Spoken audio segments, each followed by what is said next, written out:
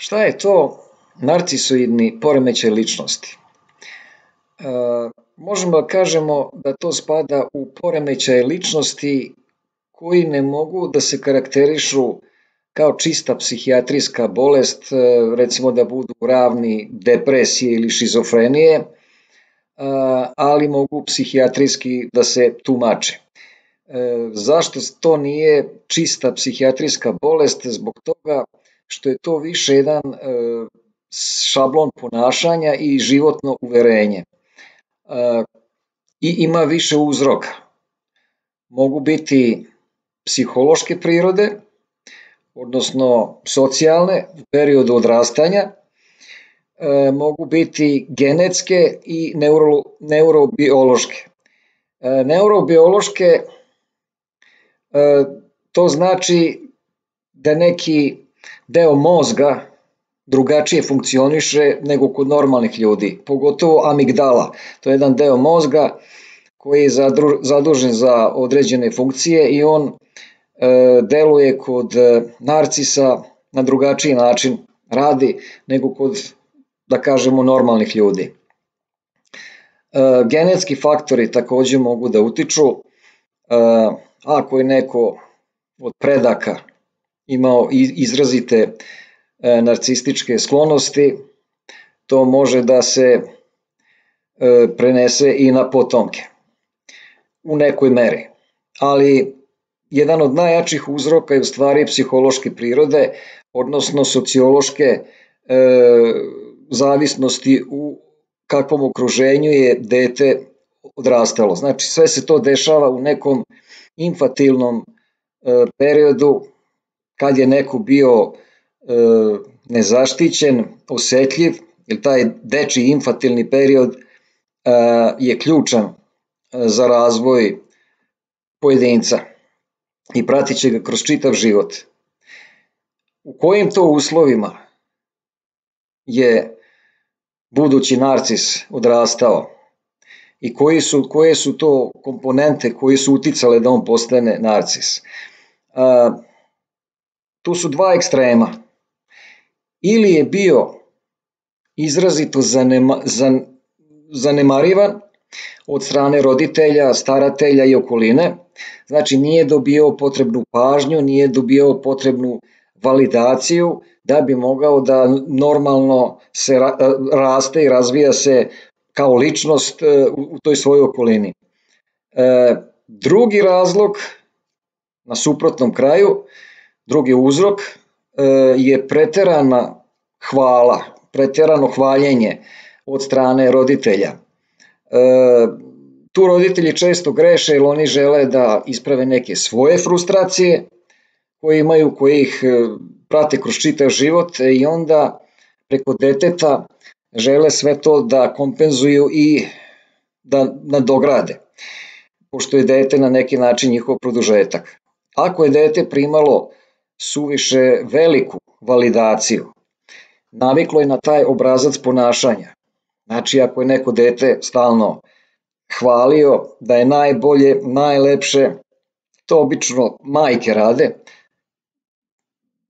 hvale svoje sinove, recimo, to je u narodu uobičajeno, da je on najbolji, najlepši, najzgodniji, najpametniji i onda dete navikne na taj obrazac ponašanja.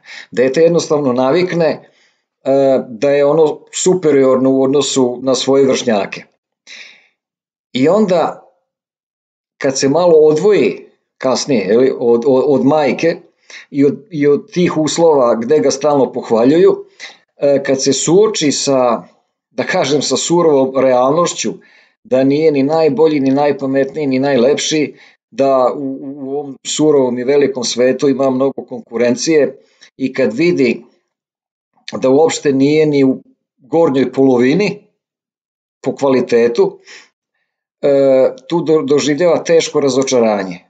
On je u međuvremenu navikao na taj obrazac ponašanja i razmišljanja i postao je zavisnik od primanja spoljašnje validacije. Svaki dan on mora da čuje da ga neko pohvali. Ali isto tako i ono dete koje je stalno doživljavalo deprivaciju, odnosno nedostatak pohvala, ono će imati izrazitu želju da napravi super kompenzaciju toga kasnije kad se steknu uslovi i da nadoknadi sav taj nedostatak validacije. Faktički iz dva ekstremno suprotna razloga nastaje isti rezultat. I jedan razlog, ovaj prvi gde je preterano hvaljenje i ovaj drugi gde nema pohvala, vode do istog rezultata, da osoba postaje narcisoidna, ima narcisoidni poremećaj ličnosti i to je prati kroz ceo život. To je u stvari neki način da ono što mu fali da dobije. Jer kad vam nešto fali u životu, to vaš mozak pamti. I kasnije kad ste u situaciji da to ostvarite nešto što vam je falilo, vi ćete napraviti super kompenzaciju. To znači da ćete uzimati od tog nečeg što vam je nekad falilo više nego što vam je potrebno.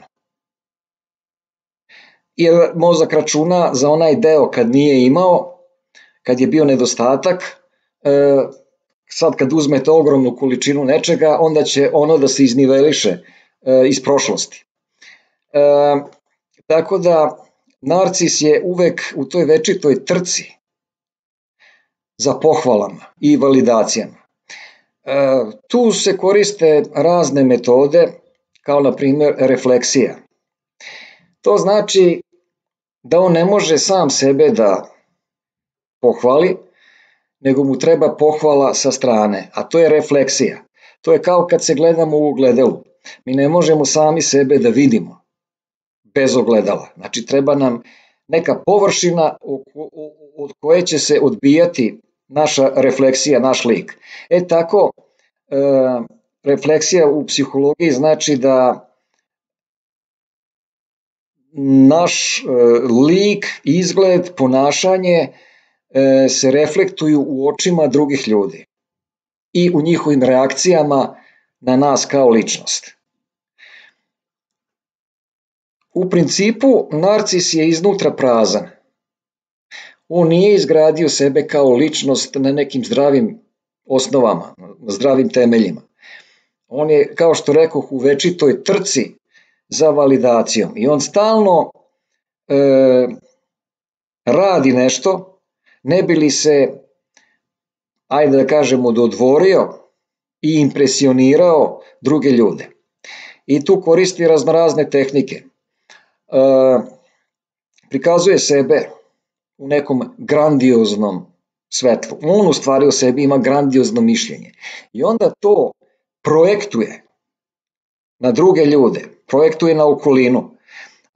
Malte ne ih vuče za rukav, figurativno rečeno, simbolično, da oni potvrde tu njegovu grandioznost.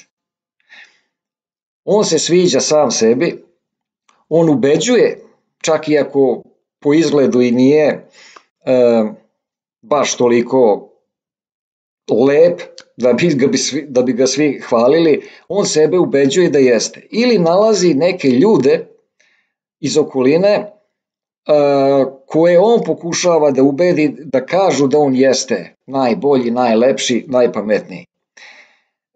Takođe ima, pored projekcije, takođe ima neke iluzije. On je zamislio neki svoj svet gde je on broj 1 i veoma je egocentričan. Znači sve se vrti oko njega.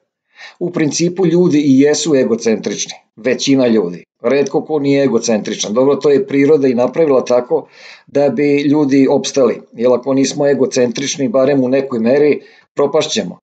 Moramo da brinemo o sebi. Ali narcis je ekstremno egocentričan. On koristi neke psihološke metode manipulacije, kako bi manipulisao ljudima, tako da on se često može nazvati i manipulator. koristi metode kao što su recimo u smislu partnerskih odnosa love bombing, što znači da preterano bombarduje sa ljubavlju, tako da kažemo, bukvalni prevod, osobu s kojom hoće da bude, udeljuje komplimente, sve najlepše, da bi se osoba navikla na to i da bi on kasnije mogao nju da kontroliše.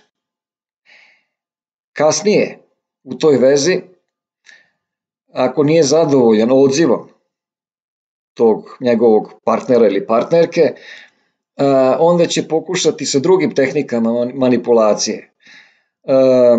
Uglavnom, svodi se na to da on želi da kontroliše tu osobu, što je isto karakteristika manipulatora. Znači, da razjasnimo to, manipulator i narcis nisu potpuno isto, ali se u nekim funkcijama preklapaju. Zatim često koristi tehniku triangulacije, uvodi treću osobu u svoju vezu da bi svog partnera ili partnerku pravio ljubomornim. Često koristi i tehniku ćutanja.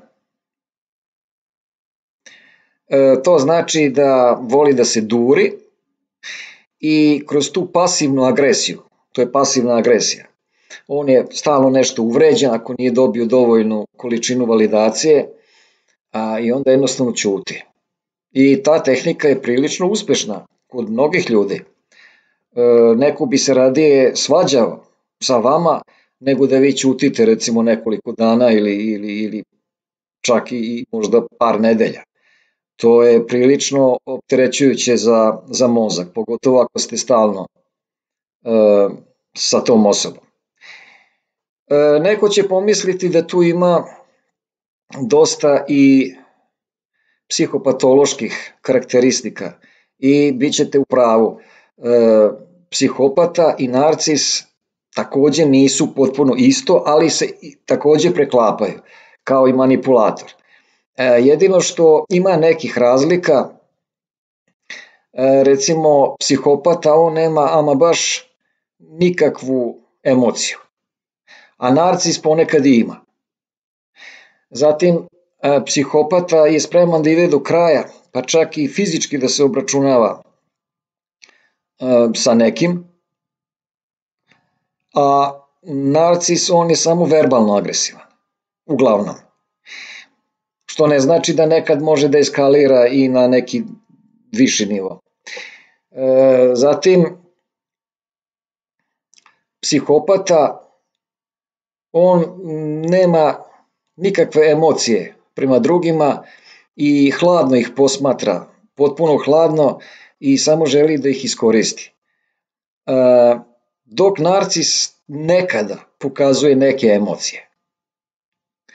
Ako dobija od te osobe sa kojom je i koja mu se sviđa, ako dobija dovoljnu količinu dopamina u vidu pohvala i u vidu validacije, to će mu se svideti i neće on iskazivati emocije prema toj osobi zato što istinski voli tu osobu, nego zato što ima koristi od nje, što se uklapa sa onom mojom teorijom da se sve u stvari na svetu radi iz neke koristi.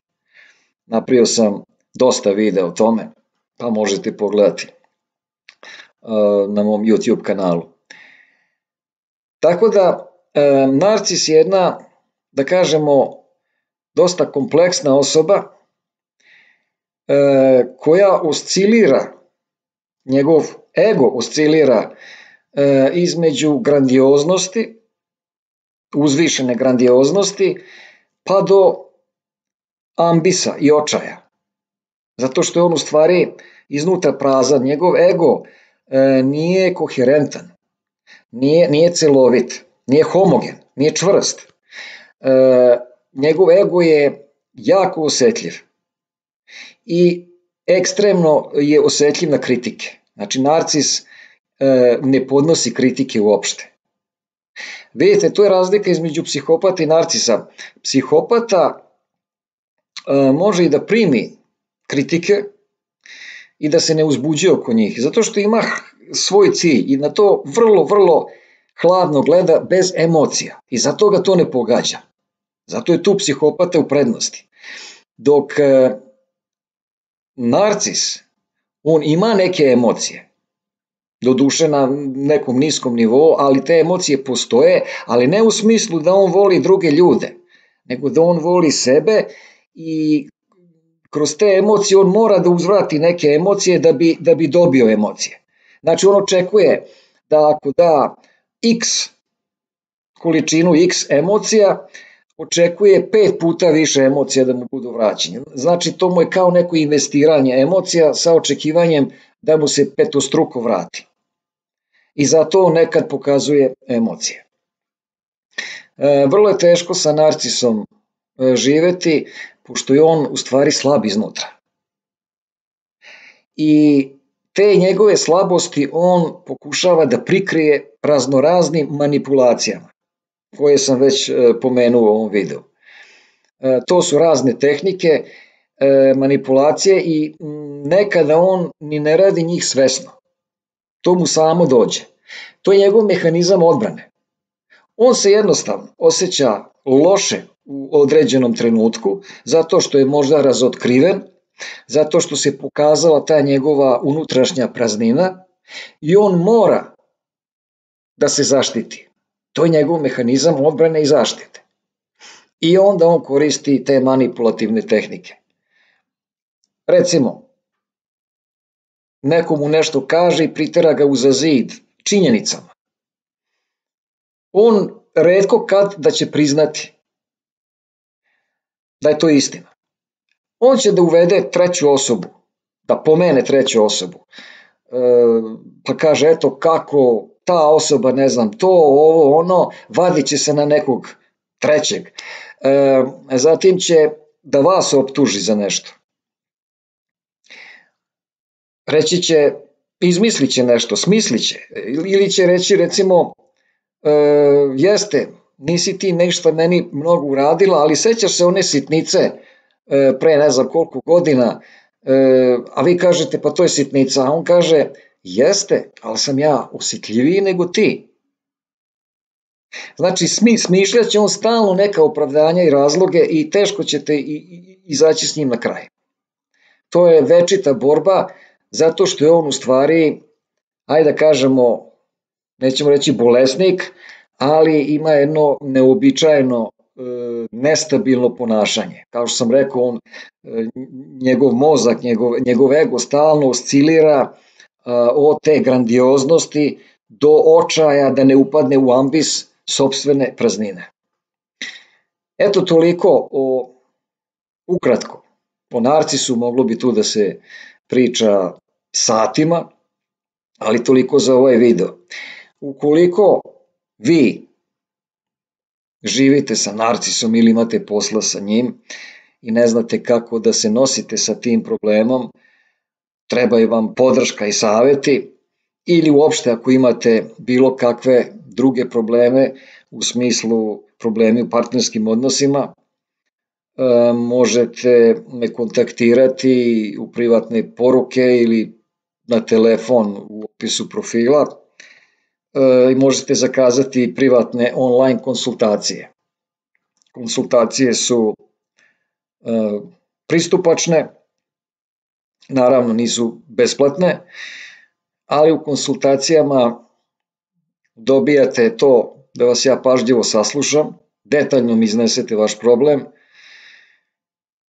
onda napravim jednu duboku analizu cele situacije i na kraju, kad vidim da ste sve to shvatili, znači treba da osvestite problem prvo, da znate koji su uzroci, da znate zašto se u tom smeru problem razvijao, ta situacija i šta može da bude u budućnosti. Ja vam to sve kažem, koje su vam varijante u budućnosti. Ako uradite ovo, bit će ono, ako uradite ovo, bit će ono.